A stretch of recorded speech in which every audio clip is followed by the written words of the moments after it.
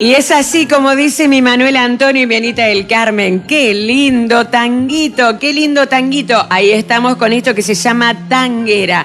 Después lo podemos dejar completo también, sí, claro. Después lo podemos dejar bien, pero bien completo para que lo disfrutemos al ritmo del 2x4. Y ahora lo tenemos aquí al contador Gustavo Peretti. ¿Cómo estás, Gustavo? Hola Silvina, buen día. ¿Todo bien? Gracias a Dios. Bueno, bienvenido a Azúcar, Pimienta y Sal. Chanararanana. ¿Qué tal? Muchas gracias. Bien, gracias. ¿Qué tal con la música y todo? Le doy la bienvenida. Te doy la bienvenida, que es mi marido. Así que, ¿para qué no hay que tutear? Gustavo, bueno, te invitaba, te decía, sube un ratito a la radio que vamos a tratar de hablar un poco del tema de la inflación, ya que este viernes no estuvimos haciendo el programa en función de que hemos puesto toda música instrumental, una música muy pero muy bonita por el Viernes Santo para relajarnos. Hemos reflexionado también y me he hecho bárbaro. A mí escuchaba la música instrumental, una serenidad, espero que a la gente le haya gustado y les haya servido. Pero ya retomando el tema de la realidad que viene bastante caótica en cuanto hacen a los números. La inflación se fue por las nubes. En realidad ya se había anticipado que iba a ser superior al 6% y efectivamente ocurrió eso y un poco más para, por ejemplo, cuando hablamos los alimentos, Gustavo. Así es, la verdad que un 6,7%, en alimentos un 7,2%, indumentaria arriba del 10%, educación el 20 y pico %, la verdad que son números bastante elevados.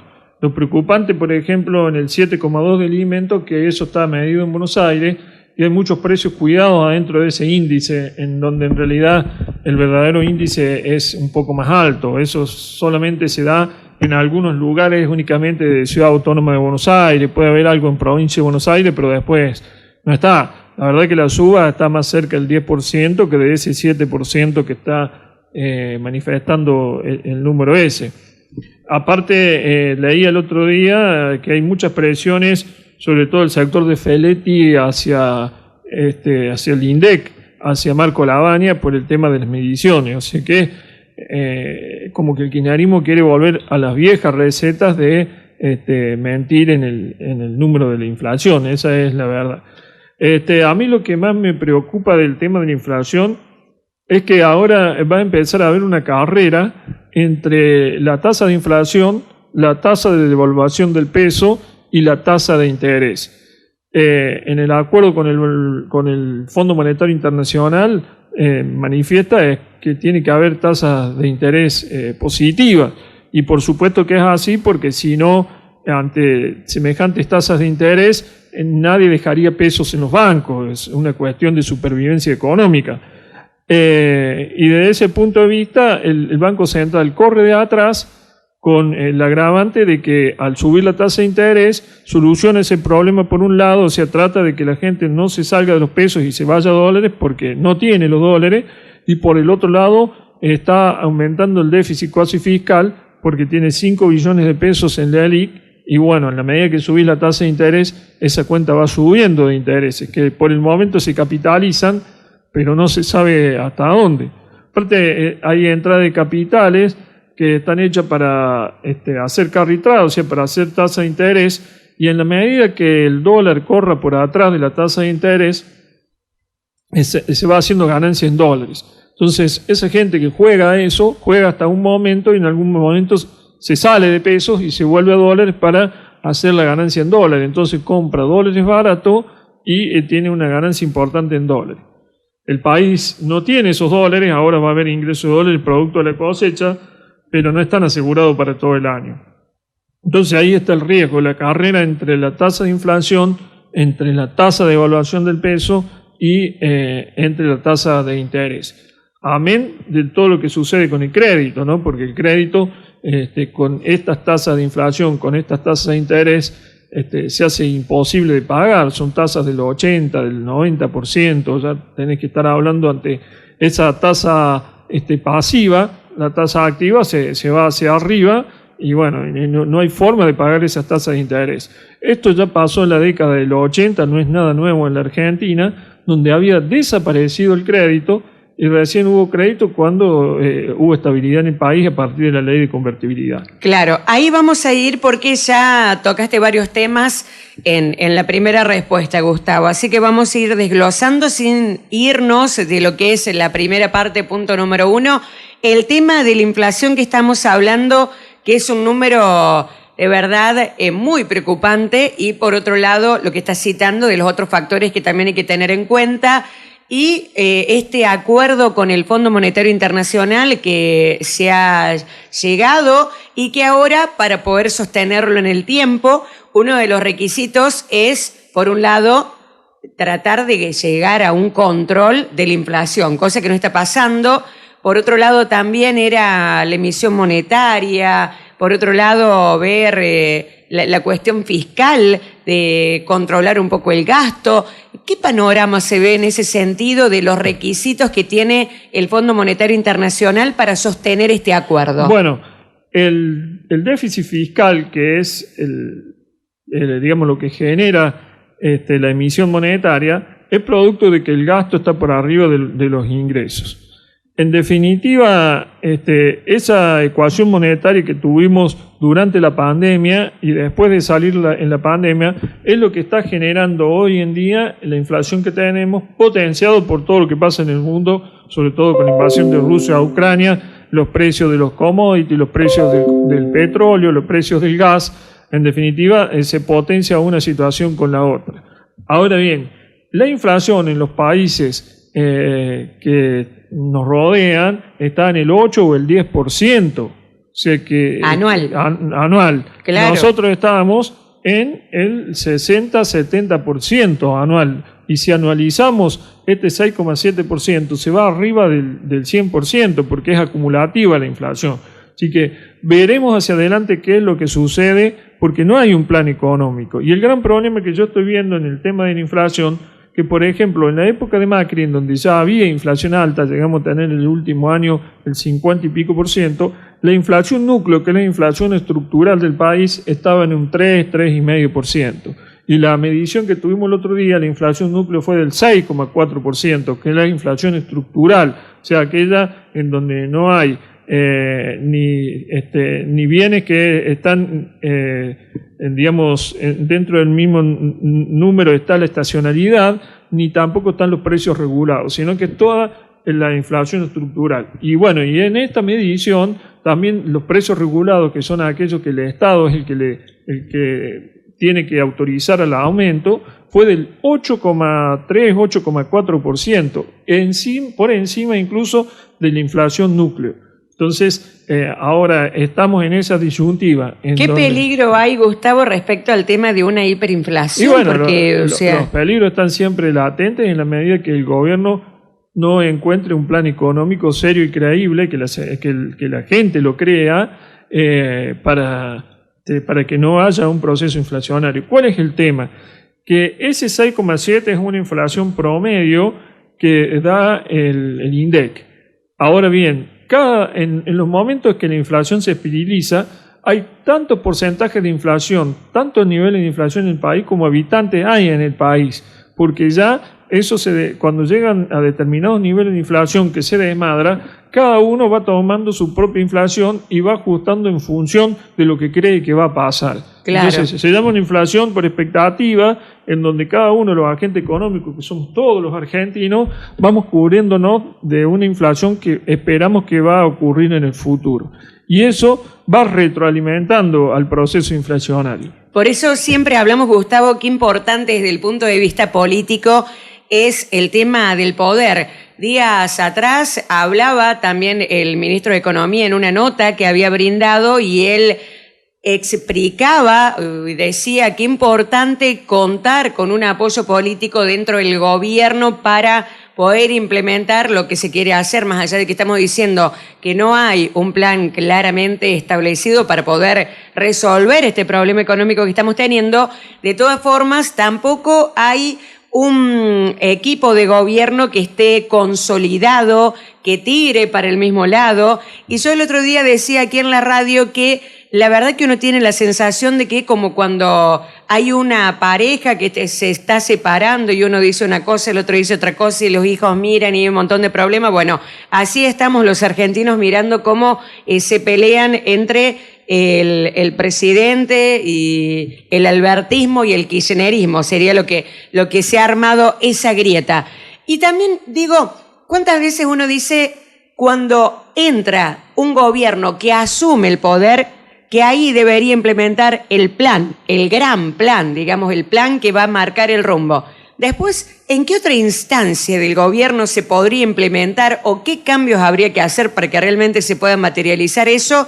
Y qué complicado, ante estas preguntas, el escenario en el que nos encontramos en nuestro país con todo esto que acabo de describir. Yo creo que la Argentina tiene 3 problemas. El primero de ellos, que no tiene equipo económico. El segundo, que por ende no hay plan económico.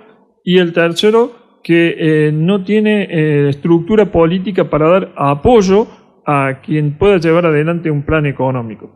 Si uno traza un paralelismo con lo que fue el gobierno de la Rúa en 2001, va a ver que es exactamente los mismos problemas. En el 2001 se había dividido la forma de pensar de la alianza, que había sido una alianza para ganarle la elección a Duhalde, entre lo que era el Frepaso y lo que era la Unión Cívica Radical, con pensamientos totalmente distintos e incluso con pensamientos distintos dentro del mismo radicalismo, una cosa de lo que era el del arruismo y otra cosa de lo que era el alfonsinismo, que era de centro izquierda.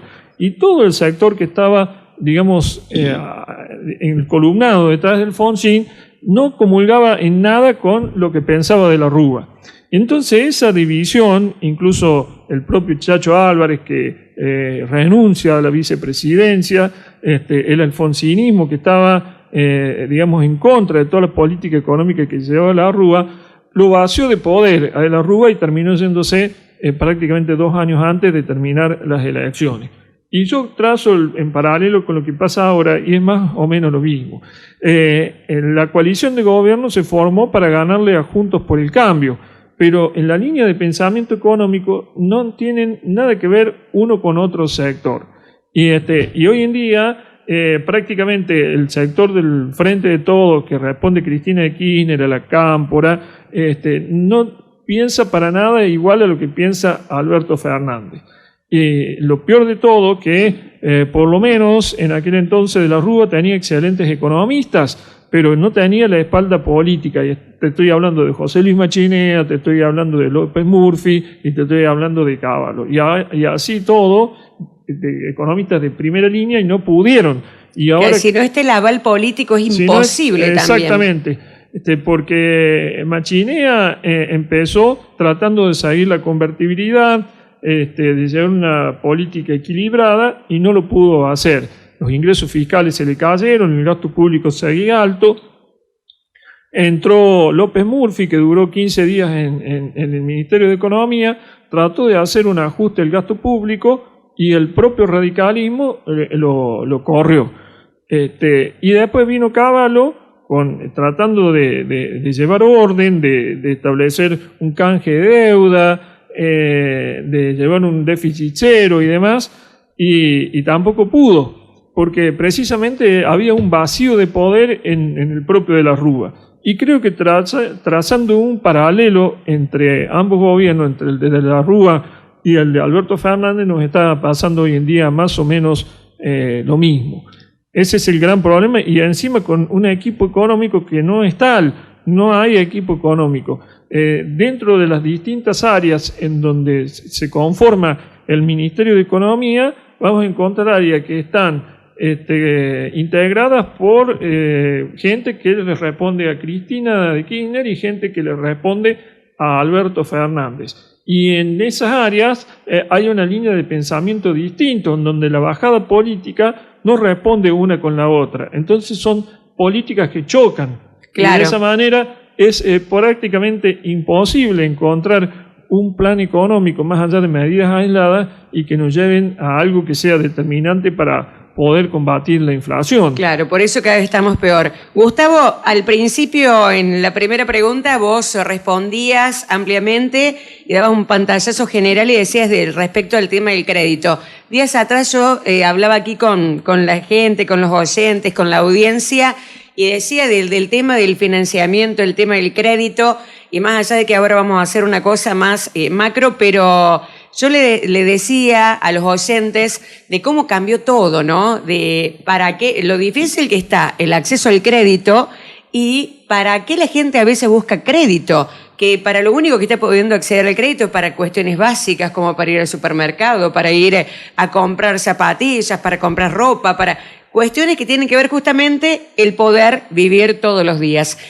Estamos acostumbrados en este país a que el acceso al crédito, el financiamiento, era para capitalizarse, para inversiones iniciales, para arrancar con un negocio, o bien para poder ampliarlo en cuando se trataba de alguna empresa que ya estaba en funcionamiento. ¿Cómo cambió todo y qué difícil salir de ese círculo? Así es. Eso tiene que ver con la caída del salario real.